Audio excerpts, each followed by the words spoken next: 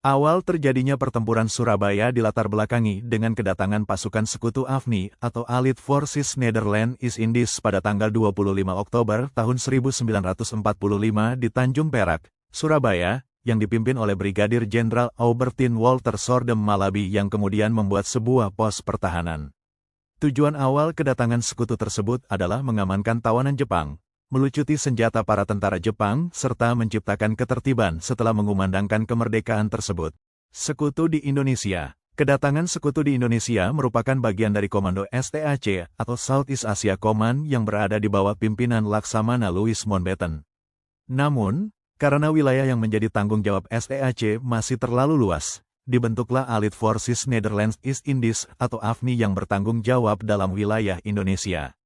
Tepatnya pada tanggal 29 September tahun 1945, Komandan AFNI yaitu Letnan Jenderal Philip Christison tiba di Jakarta. Tugas yang diberikan kepada AFNI di Indonesia adalah melucuti senjata Jepang, memulangkan para tentara Jepang ke tanah air mereka, membebaskan sekutu yang berada di bawah tawanan Jepang, serta mempertahankan keadaan yang ada di Indonesia. Sebelum hal itu terjadi, pada tanggal 24 Agustus tahun 1945 adanya kesepakatan yang terjadi antara Inggris dan Belanda yang dimuat dalam Civil Affair Agreement, berisikan mengenai kemauan Inggris dalam membantu Belanda kembali berkuasa di Indonesia. Hal ini menyebabkan resistensi dari penduduk Indonesia terhadap kedatangan pasukan sekutu, yang memicu pertempuran di berbagai tempat. Kronologi pertempuran Surabaya. Kronologi awal dari insiden ini, di mana sekelompok orang Belanda yang dipimpin oleh Mer. W.V. Ploekman mengibarkan bendera negara Belanda yang berwarna merah, putih, dan biru tanpa adanya persetujuan dari pemerintah Republik Indonesia di kota Surabaya. Para masyarakat Surabaya yang melihat hal tersebut menjadi kesal dan marah. Hal ini yang membuat seorang perwakilan Indonesia yaitu Residen Sudirman mendatangi Hotel Yamato tempat mereka mengibarkan bendera tersebut untuk berdiskusi dengan pimpinan sekutu yaitu Ploekman agar bendera tersebut dapat diturunkan dan tidak terjadinya keributan. Namun, diskusi yang ada tidak berjalan lancar. Hingga yang menjadi puncak kejadiannya, Ploekman mengeluarkan sebuah pistol yang membuat perkelahian antara kedua belah pihak tidak dapat dihindari. Di tengah keributan tersebut, Ploekman meninggal dunia karena dicekik oleh pengawal Sudirman yaitu Sidik.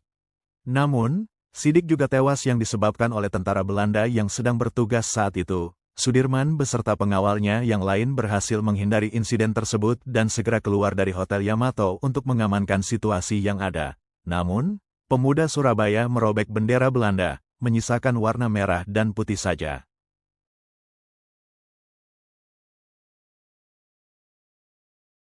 Insiden di Hotel Yamato. Setelah adanya kemunculan sebuah pemberitahuan atau maklumat yang diumumkan oleh pemerintah Indonesia pada tanggal 31 Agustus tahun 1945 mengenai penetapan pengibaran terus-menerus bendera nasional Sangsaka Merah Putih di seluruh wilayah Indonesia, termasuk di kota Surabaya. Namun, terjadi sebuah insiden di mana kedua belah pihak, yaitu pasukan sekutu dan masyarakat Surabaya, terlibat dalam perseteruan perobekan bendera yang berada di Hotel Yamato, Tunjangan, Surabaya. Hal ini yang memicu terjadinya pertempuran antara kedua belah pihak. Pertempuran pendahuluan. Setelah terjadinya kesepakatan antara kedua belah pihak mengenai penguasaan di beberapa objek, pihak Inggris juga menduduki berbagai objek penting di Surabaya, seperti kantor pos besar, gedung BPM, pusat otomobil, pusat kereta api, hingga gedung Internatio. Selain itu, pihak Inggris juga menangkap beberapa tokoh pemuda yang ada di Surabaya. Selain itu, salah satu peleton dari Field Security Section yang berada di bawah pimpinan Kapten Shaw menyerbu penjara Kalisosok dalam upaya membebaskan Kapten Weir dan membebaskan para tawanan Belanda yang berada di Kompleks Wonokitri pada tanggal 26 Oktober di malam hari. Situasi memanas dengan selebaran ultimatum dari Mayor Jenderal Houghton yang disebar dari Jakarta pada tanggal 27 Oktober memerintahkan pasukan Indonesia menyerah dalam 48 jam atau ditembak. Ini memicu kemarahan dan seruan untuk mengusir Inggris. Serangan serentak dari TKR, polisi, dan Badan Perjuangan memaksa Inggris mundur dari tempat vital.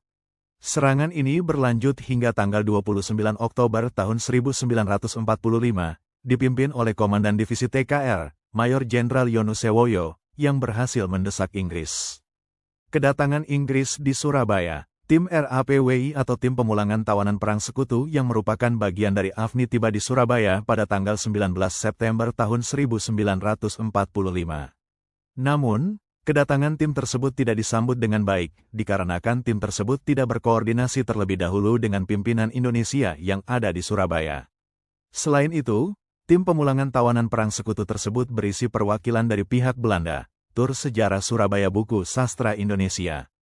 Hingga pada akhir September, kedatangan Kapten Hujar yang merupakan seorang perwira Angkatan Laut Belanda ke Surabaya tanpa adanya izin dari pihak Inggris untuk menerima penyerahan Jepang. Pada tanggal 3 Oktober tahun 1945, Jepang menyerahkan berbagai alat transportasi dan senjata kepada sekutu, yang kemudian direbut oleh TKR, dan Kapten Hujar ditawan. Awalnya, Inggris mengerahkan Brigade Infanteri India ke-49, 4,000 sampai 6,000 pasukan, di bawah Brigadir Malabi.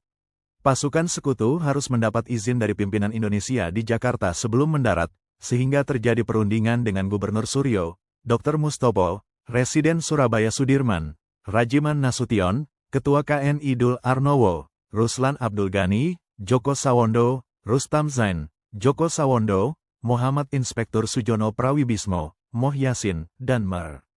Mas Muin, Indonesia mengizinkan Inggris memasuki Surabaya dan menempati beberapa objek, dengan jaminan tidak melibatkan NICA atau tentara Belanda. Inggris meminta masyarakat sipil dilarang membawa senjata dan membentuk kontak biro sebagai sarana komunikasi.